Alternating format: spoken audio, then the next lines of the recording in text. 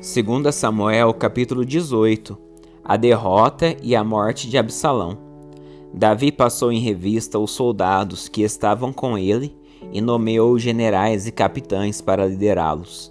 Em seguida enviou-os em 3 grupos, um sob o comando de Joabe, outro sob o comando de Abisai, irmão de Joabe, filho de Zeruia, e outro sob o comando de Itai de Gate. O rei disse a seus soldados: também vou com vocês. Os homens, porém, se opuseram. O Senhor não deve ir, disseram. Se tivermos de recuar ou fugir, ou mesmo se metade de nós morrer, para eles não fará diferença. O Senhor vale por 10.000 de nós. Por isso é melhor que fique na cidade e nos envie ajuda se for necessário. Farei o que acharem melhor, disse o rei. Assim ficou junto ao portão da cidade, enquanto os soldados saíam marchando, em grupos de 100 e de 1.000. O rei deu a seguinte ordem a Joabe, Abisai e Itai: por minha causa, tratem o jovem Absalão com bondade. Todas as tropas ouviram o rei dar essa ordem aos comandantes. Então saíram para o campo, e a batalha começou no bosque de Efraim. Os soldados israelitas foram derrotados pelos homens de Davi. Houve grande matança naquele dia, e 20.000 homens perderam a vida. A batalha se espalhou por toda a região, e morreram mais homens no bosque do que os que foram mortos pela espada. Durante a batalha, Absalão deparou com alguns homens de Davi. Tentou fugir montado numa mula, mas ao passar debaixo dos galhos espessos de uma grande árvore, ficou enroscado neles pela cabeça. A mula continuou a correr e o deixou ali pendurado na árvore. Um dos soldados de Davi presenciou a cena e disse a Joabe: vi Absalão pendurado numa árvore. Você o viu? Perguntou Joabe. E por que não o matou ali mesmo? Eu o teria recompensado com 10 peças de prata e um cinturão de guerreiro. Mas o soldado respondeu a Joabe: eu não mataria o filho do rei nem por 1.000 peças de prata. Todos nós ouvimos o rei dizer ao Senhor e a Abisai e a Itai: por minha causa poupem o jovem Absalão. E se eu tivesse traído o rei e matado seu filho, certamente ele ficaria sabendo, e o Senhor seria o primeiro a ficar contra mim. Não vou perder mais tempo discutindo com você, disse Joabe. Então pegou 3 dardos e atravessou com eles o peito de Absalão, quando ele ainda estava vivo, pendurado na árvore. Em seguida, 10 jovens escudeiros de Joabe cercaram Absalão e o mataram. Então Joabe tocou a trombeta e seus homens pararam de perseguir o exército de Israel. Atiraram o corpo de Absalão numa cova profunda no bosque, e sobre ela colocaram um monte de pedras, e todos os israelitas fugiram para suas casas. Quando ainda estava vivo, Absalão havia construído para si um monumento no Vale do Rei, pois disse: não tenho filho para dar continuidade a meu nome. Chamou-o de monumento de Absalão, como é conhecido até hoje. Davi lamenta a morte de Absalão. Então Aimaas, filho de Zadok, disse: deixe-me ir correndo dar ao rei a boa notícia de que o Senhor o livrou de seus inimigos. Não, disse Joabe, não será uma boa notícia para o rei saber que o filho dele morreu. Você pode servir de mensageiro em outra ocasião, mas não hoje. Então Joabe disse a um etíope: vá e conte ao rei o que você viu. O homem se curvou diante de Joabe e partiu correndo. Contudo, Aimaas, filho de Zadok, insistiu com Joabe: não importa o que aconteça, deixe-me ir também. Por que você quer ir, meu filho? Disse Joabe. Não haverá recompensa alguma pela notícia. Eu sei, mas deixe-me ir mesmo assim, implorou. Por fim Joabe disse: está bem, pode ir. Então Aimaas pegou o caminho mais fácil pela planície e correu até Manaim, à frente do etíope. Enquanto Davi estava entre os portões interno e externo da cidade, o guarda subiu até o terraço sobre a porta, junto ao muro. Ao olhar dali, viu um homem correndo na direção deles. Gritou para avisar Davi, e o rei respondeu: Se está sozinho, traz boas notícias. Quando o mensageiro se aproximou, o guarda viu outro homem correndo na direção deles e avisou: outro homem se aproxima. E o rei disse: também traz boas notícias. O primeiro homem corre como Aimaas, filho de Zadok, disse o guarda. Ele é um homem bom e traz boas notícias, respondeu o rei. Então Aimaas gritou para o rei: tudo está bem. Curvou-se diante do rei com o rosto no chão e disse: louvado seja o Senhor seu Deus, que entregou os rebeldes que ousaram se levantar contra o meu senhor, o rei.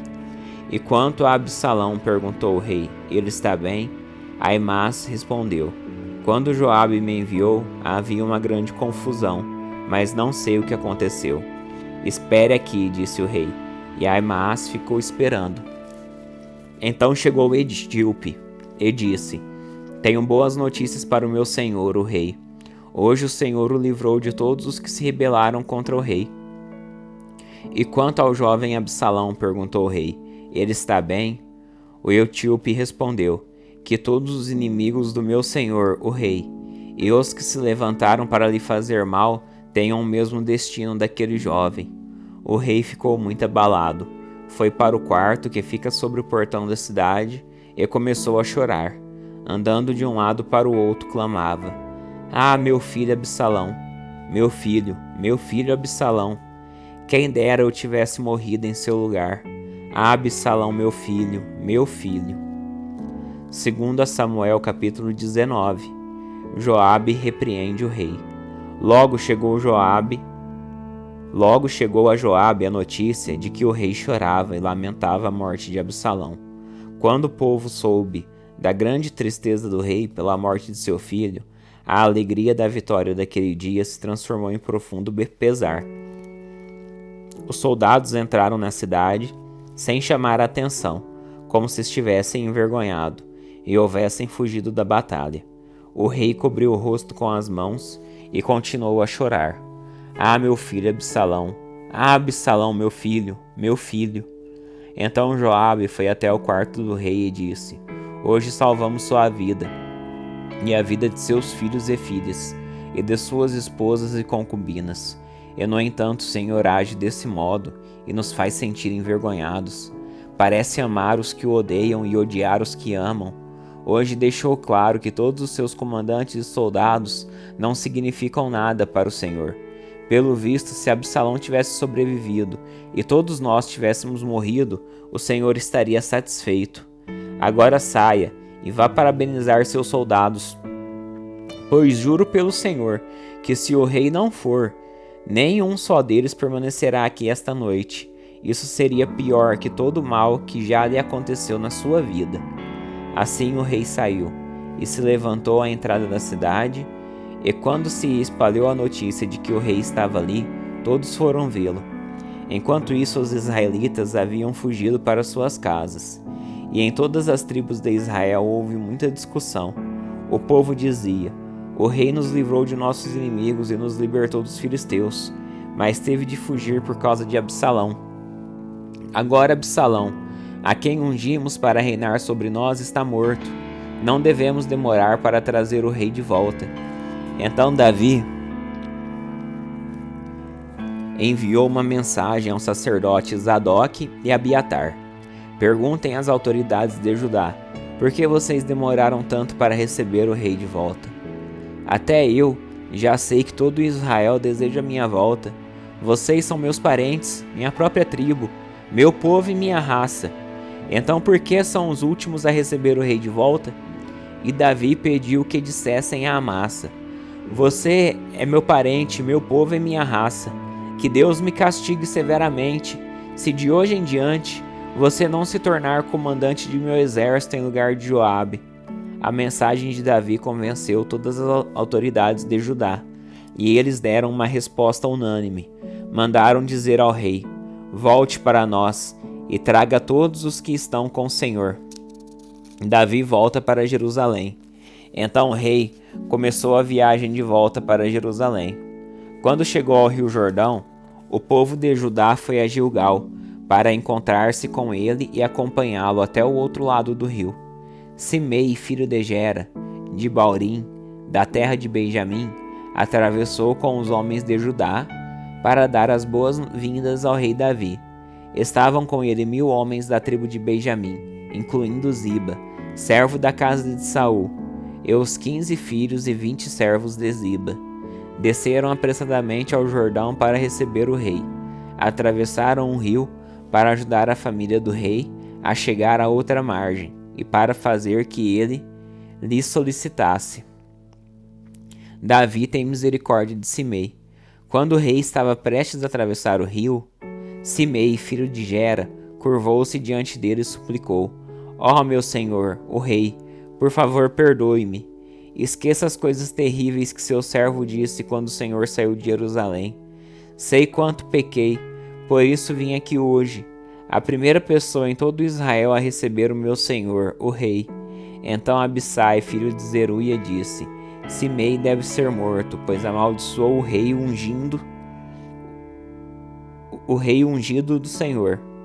Quem pediu a opinião de vocês, filhos de Zeruia? Disse Davi. Por que agem como se fossem meus inimigos? Hoje não é um dia de execuções, pois hoje voltei a ser rei em Israel. Então, virando-se para Simei, Davi prometeu: sua vida será poupada. O reencontro de Davi e Mefibosete. Mefibosete, neto de Saul, veio para encontrar-se com o rei Davi.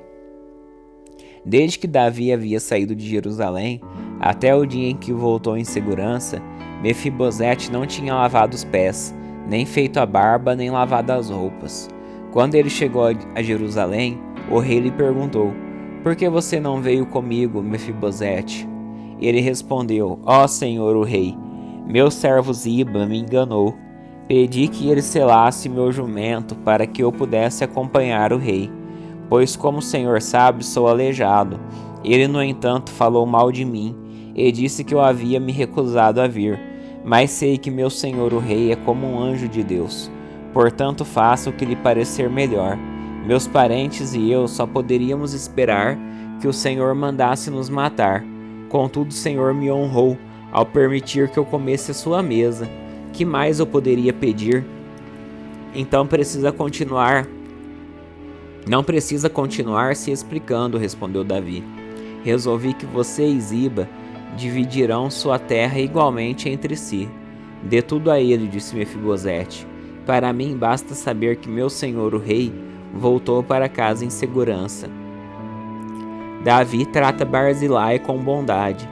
Barzilai de Gileade havia descido de Rogelim para acompanhar o rei na travessia do Jordão. Era bastante idoso, tinha 80 anos e era muito rico.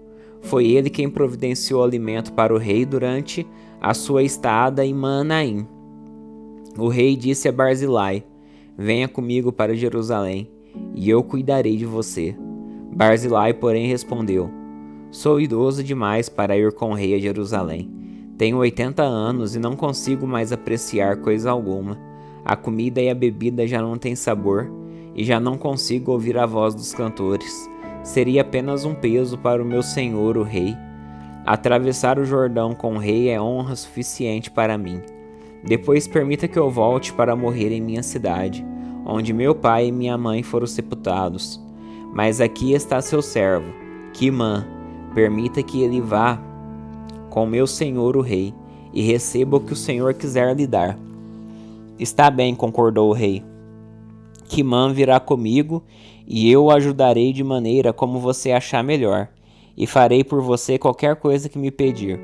Assim todo o povo atravessou o Jordão com o rei. Depois que Davi abençoou Barzilai e o beijou, Barzilai voltou para casa. O rei atravessou para Gilgal, levando Quimã consigo. Todo o povo de Judá e metade do povo de Israel o acompanharam. Discussão sobre o rei. Contudo, os homens de Israel vieram queixar-se ao rei. Os homens de Judá se apropriaram do rei e não nos deram a honra de ajudar a levar o Senhor, sua família e todos os seus acompanhantes até o outro lado do Jordão. Os homens de Judá argumentaram: O rei é nosso parente próximo. Por que vocês estão irados? Não comemos à custa do rei, nem recebemos favor algum especial. Mas há 10 tribos em Israel, responderam os outros. Portanto, temos 10 vezes mais direito ao rei do que vocês. Que direito vocês têm de nos tratar com desprezo? Não fomos nós o primeiro a propor trazer nosso rei de volta? A discussão continuou, e os homens de Judá falaram com ainda mais rispidez que os de Israel. 2 Samuel, capítulo 20. A rebelião de Seba. Estava ali por acaso um homem perverso chamado Seba, filho de Bicri, da tribo de Benjamim. Seba tocou a trombeta e começou a gritar: abaixo a dinastia de Davi, o filho de Jessé nada tem a nos oferecer. Vamos, homens de Israel, todos de volta para casa. Então todo o povo de Israel que estava ali abandonou Davi e seguiu Seba, filho de Bicri. O povo de Judá, porém, permaneceu com o rei e acompanhou-o do rio Jordão até Jerusalém. Quando Davi chegou a seu palácio em Jerusalém, mandou confinar as 10 concubinas que haviam ficado ali. O rei lhes providenciou sustento, mas não teve mais relações com elas. Permaneceram como viúvas até o fim da vida. O rei disse a Amasa: reúna o exército de Judá e apresente-se aqui em 3 dias. Amasa saiu para convocar os soldados de Judá, mas levou mais tempo que o prazo definido pelo rei. Então Davi disse a Abissai: Seba, filho de Bicri, vai nos prejudicar mais que Absalão. Leve minhas tropas e persiga-os, antes que ele entre numa cidade fortificada, onde não possamos alcançá-los. Os soldados de Joabe, junto com a guarda pessoal do rei, e os guerreiros valentes saíram de Jerusalém para perseguir Seba.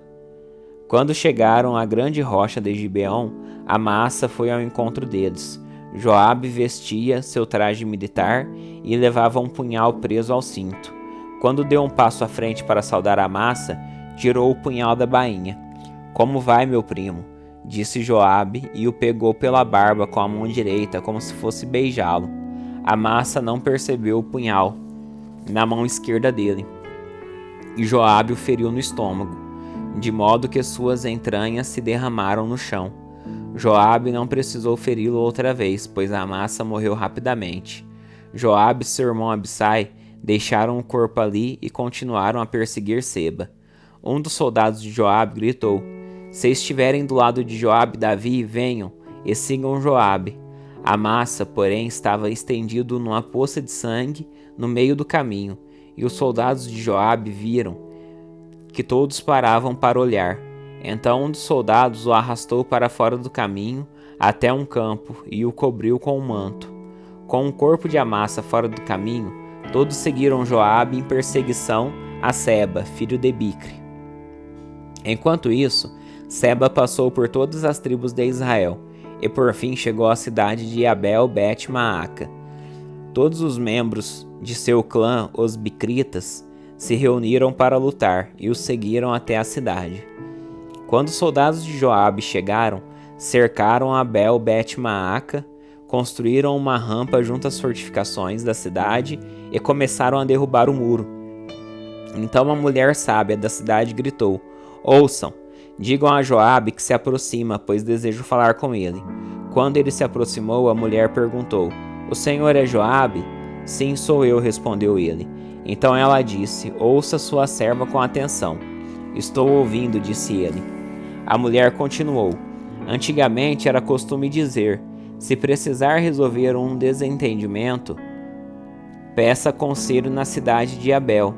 Somos pacíficos e fiéis em Israel, mas o Senhor está prestes a destruir uma cidade importante de nossa terra. Por que deseja destruir aquilo que pertence ao Senhor? De maneira nenhuma, respondeu Joabe. Não quero arruinar nem destruir sua cidade. Não é essa minha intenção. Quero apenas capturar um homem chamado Seba, filho de Bicri, da região montanhosa de Efraim, que se rebelou contra o rei Davi. Se vocês o entregarem para mim, deixarei a cidade em paz.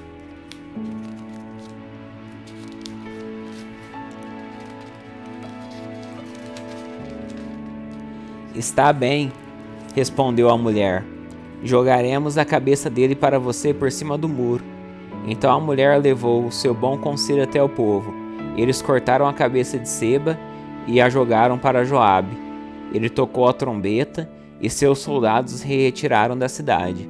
Todos voltaram para suas casas e Joabe voltou para o rei em Jerusalém. Joabe era o comandante de todo o exército de Israel.